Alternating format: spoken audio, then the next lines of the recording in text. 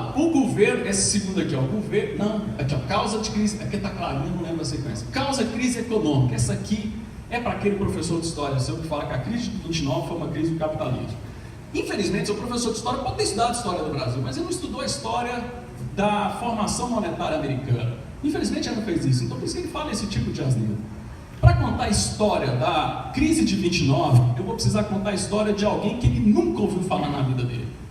Eu gostaria de apresentar para vocês o Continental Currency. O Continental Currency foi a primeira moeda dos Estados Unidos. Não foi o dólar, foi a moeda dos Estados Confederados. Essa moeda foi feita para financiar a guerra dos Estados. O que eles descobriram? Eles descobriram, cara, e se a gente imprimir mais moeda? E se a gente fazer mais moeda do que a gente tem de lastro? Eles tiveram essa ideia, foi genial, porque conseguiu manter mais a guerra, mas a moeda começou a desvalorizar, certo?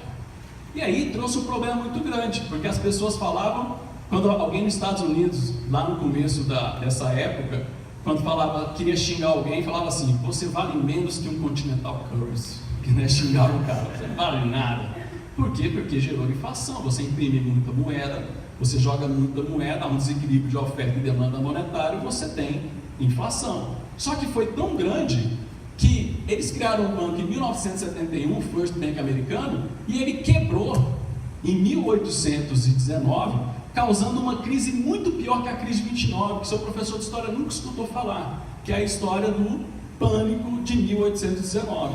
Foi quando os Estados Unidos tinham que pagar uma parte dos... Porque os Estados Unidos, na verdade, comprou muitos territórios dele. Então, uma parte importante dos Estados Unidos, que é aquela parte central dos Estados Unidos, ele teve que pagar esse ano para a França. O que ele fez? Velho, senta o dedo na impressora, a gente imprime o dinheiro, paga os caras, simples assim. E aí deu um pânico, porque todo mundo queria ir atrás do seu lastro, porque todo mundo juntou muito dinheiro, foi atrás do lastro que estava em ouro, e não tinha para ninguém. E aí virou um pânico, foi uma crise punk nos Estados Unidos, foi uma crise muito maluca, e quem fala isso é o Hofbauer na tese de doutorado dele, onde ele conta a história do pânico de 1819.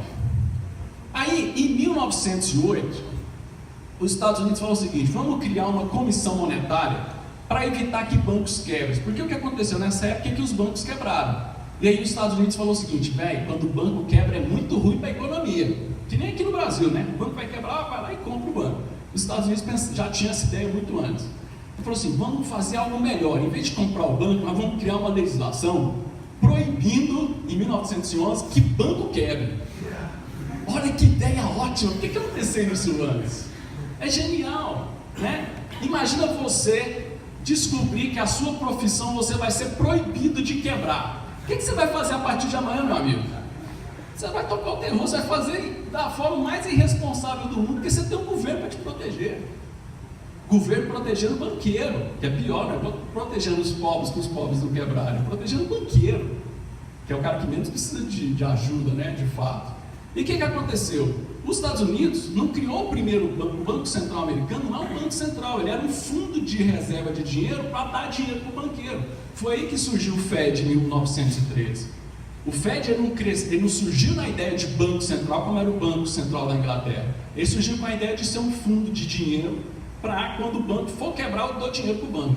Só que aí todo mundo ligou, dane-se, e não vou quebrar mesmo. E aí foi necessário o Fed, em 1920, dobrar a quantidade de dinheiro circulando nos Estados Unidos, para poder não deixar os bancos quebrarem. Esse excesso maluco de moeda veio a crise de 29, que o Mises já tinha cantado a pedra lá em 1920 e pouco.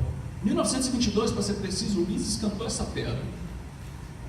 Aí vem o seu professor de história dizer para mim que isso é crise do capitalismo? Fala sério, é uma crise na intervenção estatal. Se quando tivesse tido os primeiros problemas no banco, os Estados Unidos tivesse falado assim, bancos, nós somos capitalistas, se vira, velho, aqui quem merece ganha o louro, vai fundo, se vira, dá um jeito. Os bancos, eu não duvido da capacidade humana do pessoal ter bolado um jeito de sair da crise deles. Mas se você transmite uma informação equivocada, ela vai continuar sendo equivocada.